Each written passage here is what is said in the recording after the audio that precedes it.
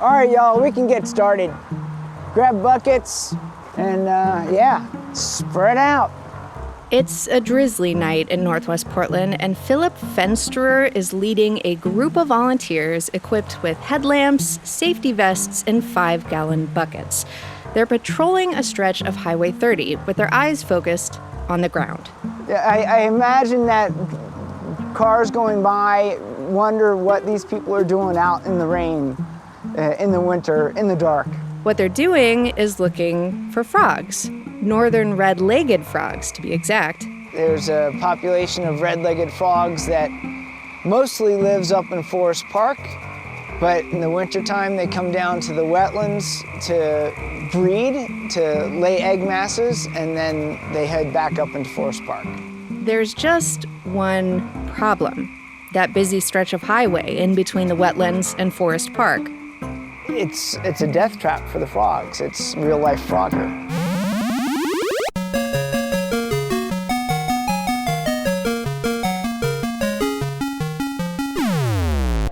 From the Gert Boyle studio, I'm Jen Chavez, and this is The Evergreen, a podcast from OPB about the place you call home. About 10 years ago, someone who lives up near this stretch of Highway 30 in Northwest Portland saw the road covered with the bodies of frogs who had tried to cross during the night and gotten squished. They alerted some friends and neighbors, and that's how the Harborton Frog Shuttle, also lovingly known as the Frog Taxi, came to be. OPB Oregon Field Guide producer Jewel Gilfillan tagged along with some of the volunteers. And Jewel, how does this frog taxi work exactly? Well, one night about 10 years ago, as you said, the residents in this area noticed a lot of frogs, and so they organized themselves into a sort of shuttle service. And since then, a small army of volunteers have kept up this special taxi service whenever the frogs are migrating back and forth between the wetland and Forest Park, which is typically between December and March. And how many people do this? On each crew, there are about 15 volunteers, and they get together every night. And on the nights when we were filming, there were about 10 to 15 volunteers distributed between the uphill sides of the highway and the downhill side. The taxi runs 7 days a week, and as long as the conditions are conducive, they will be out there as late as it takes to get these frogs across. Once in a while, they have something called a big night, when conditions are perfect, and there are lots of frogs moving. And they can schedule up to 3 shifts of people. So they have gone till, the middle of the night just to make sure that this population makes it across. The total number of volunteers is almost 100 people. And there are about 80 people on a waiting list to volunteer for this service. Wow, that is a lot of frog enthusiasts. So who are these folks? What motivates them to do this?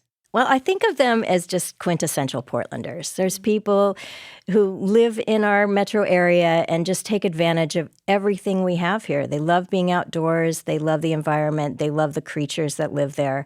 Philip, you've introduced Philip, and he is a resident of St. John's for 20-some years. He's in the Backyard Habitat Certification Program, and he's an avid bike commuter. He just loves living in Portland and being part of his community. And I think he's motivated because he loves the frogs. When you see a roadkill, it kind of crushes you. And knowing that you had a good chance to do something about that, it's like, that's not going to happen again on my watch. One of the gals we ran into, called Sierra Lefevre, she really loves frogs. She has a vehicle that has a frog's license plate, has a bumper sticker that says, "I brake for frogs." And, you just talk to her and you can feel the enthusiasm. I love frogs. I have 9 at home, 9 pet frogs. So, yeah, I just finished the Amphibian Foundation's Master Herpetologist course. And so I was looking for volunteer opportunities. There's not really any in the Pacific Northwest, surprisingly. But I found out about this. I emailed. I was like, I know you guys are full up. Is there any way I can get in on this? And they had an opening. So I've been out here 5 times so far. I love it. I could be out here all night. So they are just good-hearted people who are into frogs. And the frogs themselves are a local native species. And they're not endangered or even threatened, but they are a species of concern. And a lot of the habitat where these frogs normally thrive has been taken away by human encroachment. And so it's just made things harder for them. And these folks are here to help.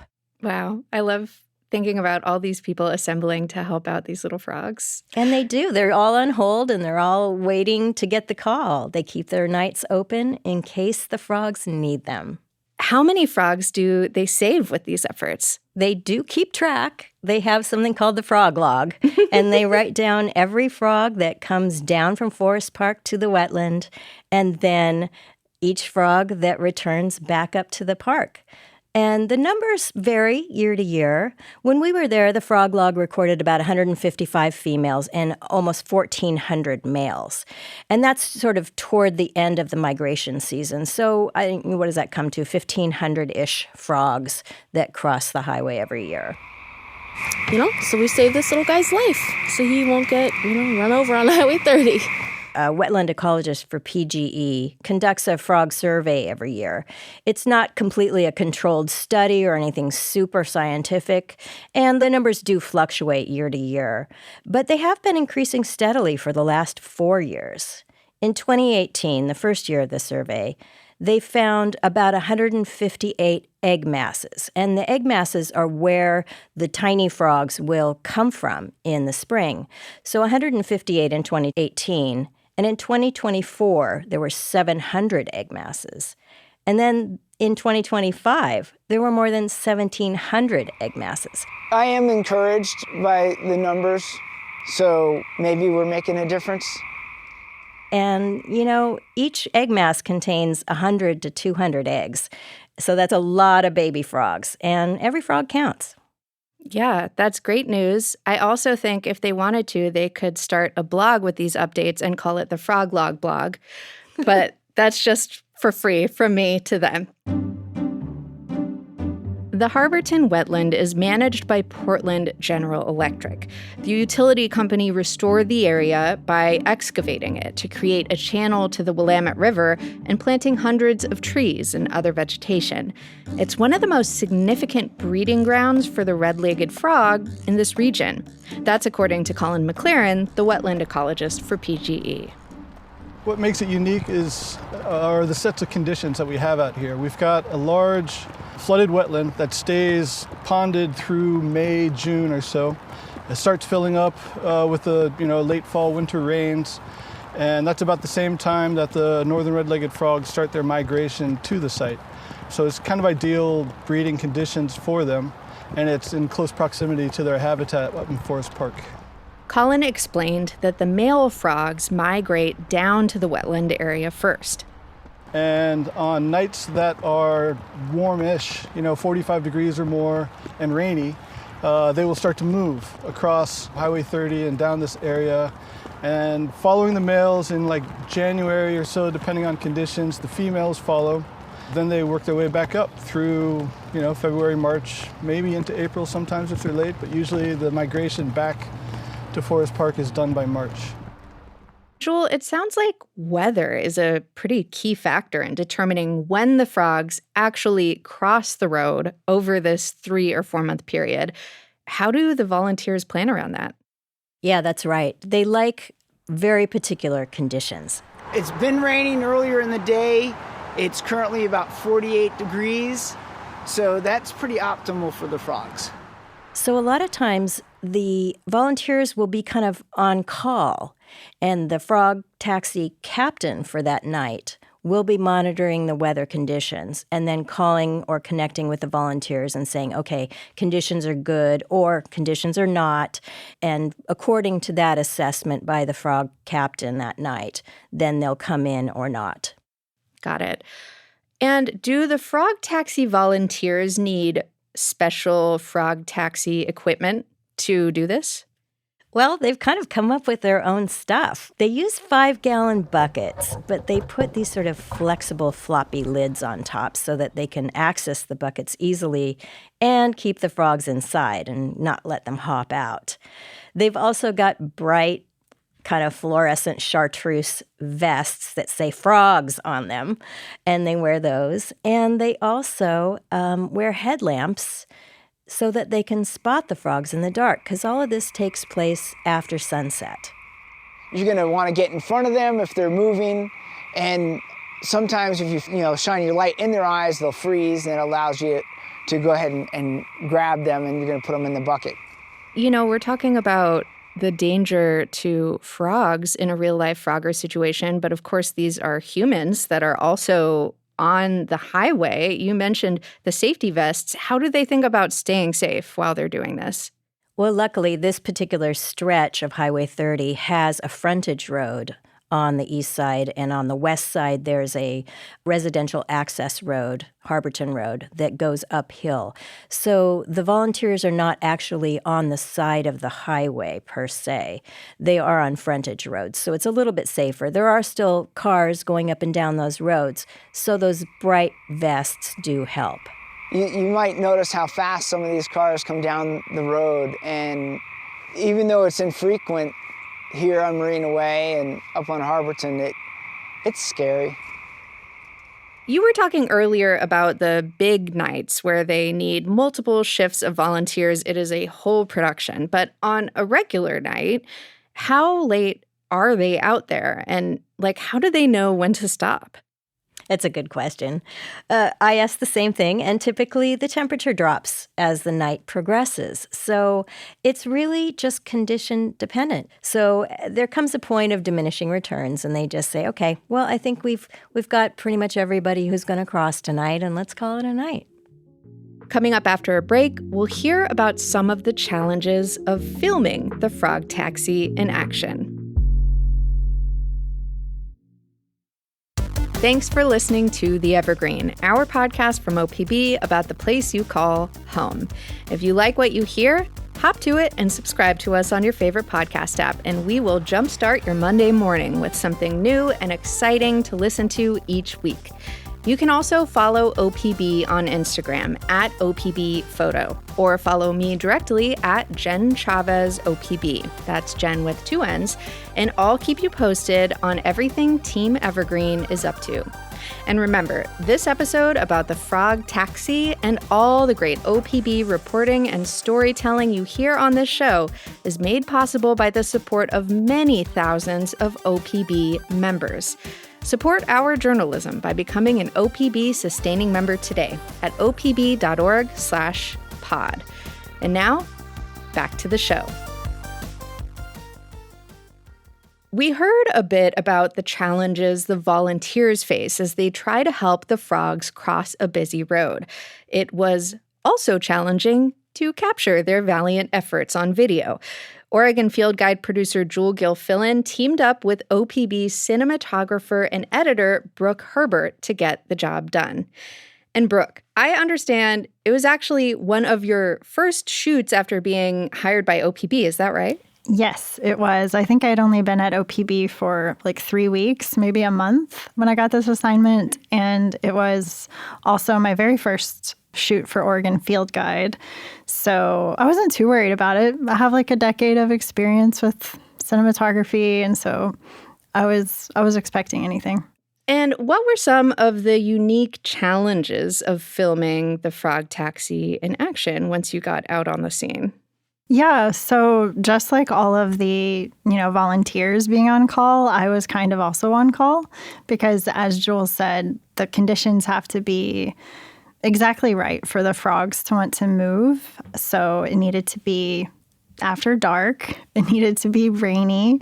Basically the worst possible conditions for filming anything. So it was very, very dark. It was early March. And because it's dark and everyone's looking across the road for frogs, they're all wearing headlamps. And so it's dark, but you have these bright headlamps shining right into the lens. So we had to kind of maneuver around those to be able to, get good footage. And then too, the frogs were really unpredictable. I kind of had this vision in my head of this parade of frogs just leaping across the road in a really dramatic and cinematic way. But when the couple of nights that I did go out, there'd be one or two frogs, and then everyone would get really excited. And then, more and more frogs did come out. And so I'd run over and try to catch one on camera.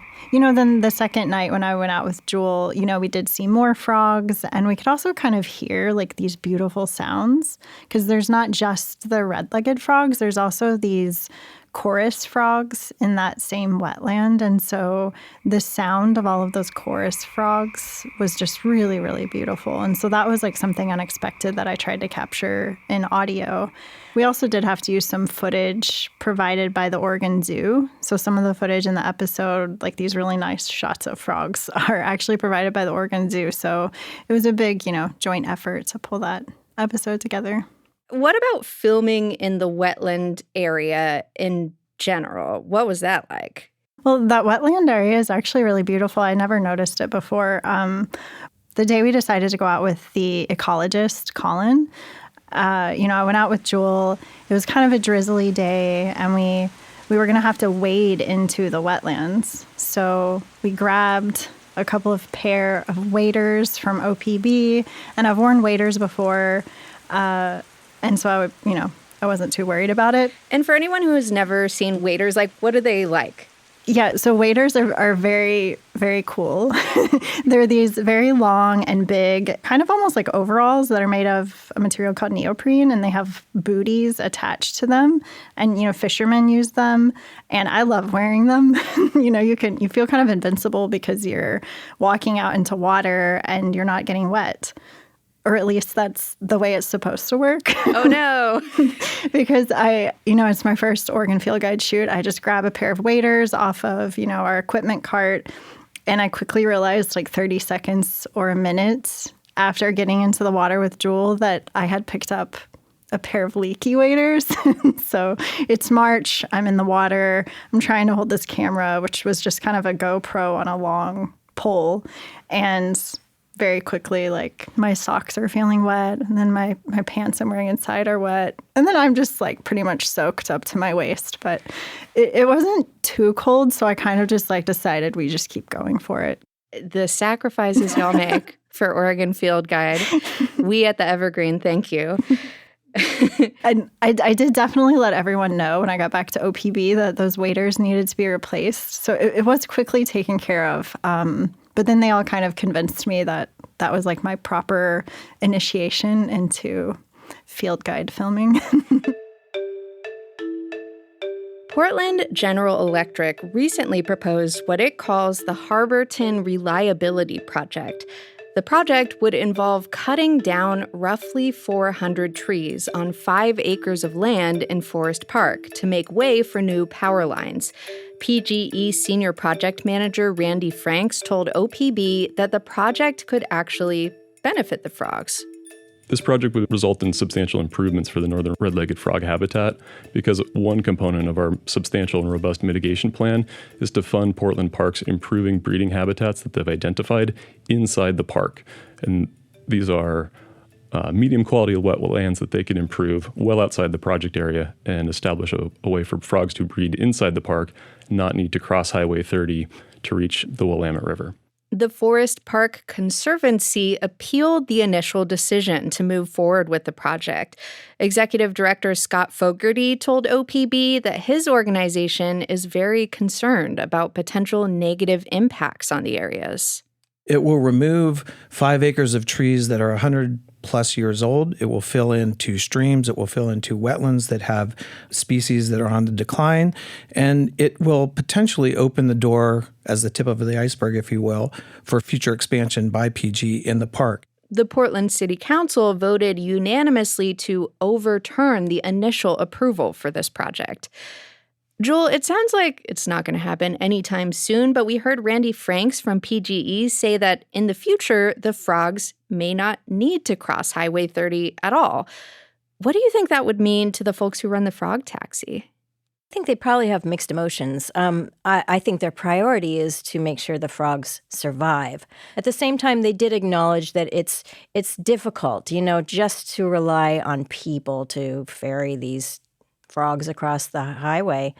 The frog taxi captain, Philip Fensterer, did mention one possible alternative for the frogs.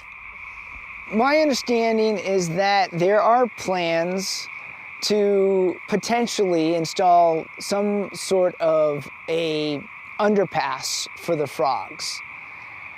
I'm not sure how far along that is or who will fund it, but we put thousands of volunteer hours in every winter, and no, I don't know how sustainable that is. Okay, a frog underpass. That's an intriguing idea. Did you find out any more details about that possibility, Jewel? I did. There is an organization called the Oregon Wildlife Foundation that is working on the installation of a specialized box culvert, and it would go underneath the roadway and give the frogs and other small wildlife a safe way to cross. Their design allows the culvert to stay wet during the rainy nights and to be illuminated with just enough ambient light so the migrating frogs will feel comfortable enough to use it. But it still has several steps to clear before the project will be done, and it could take several years. One similar project has been completed, and that is just up the road between Linton and Scappoose. And it is the same sort of thing. It allows the safe passage for small wildlife, including frogs, and it links a wildlife refuge area with the Tualatin Mountains north of Forest Park. The project was led by the Columbia River Estuary Study Task Force, and it took more than a decade to complete. And at the end of the day, it cost $3.4 million. So these projects are not simple endeavors, and because the frogs are not gonna, jump out in front of your car and damage it like a elk or a deer would, it tends to, not get the priority and the funding of a larger scale project.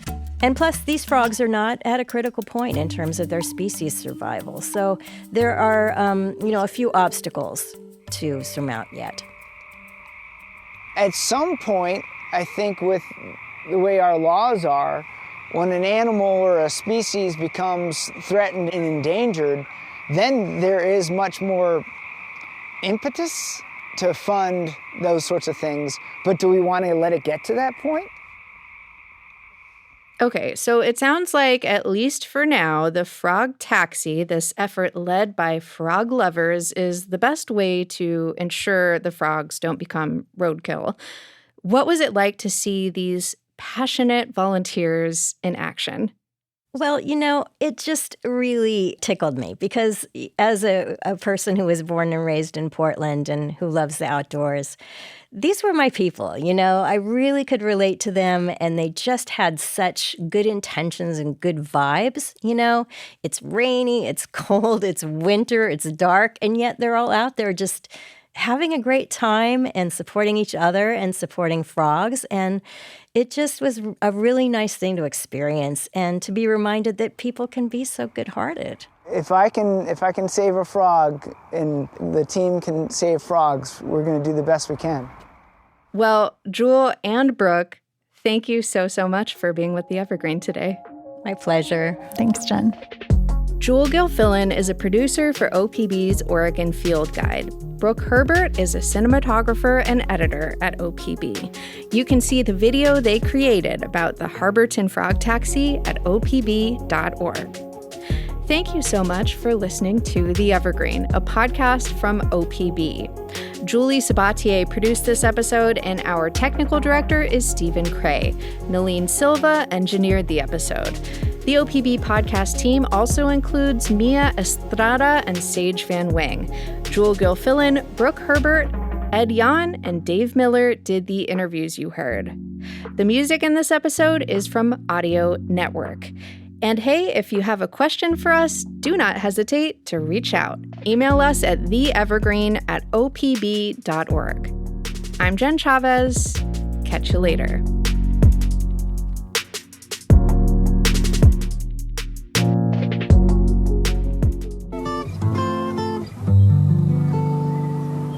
It's not easy being green, having to spend each day the color of the leaves,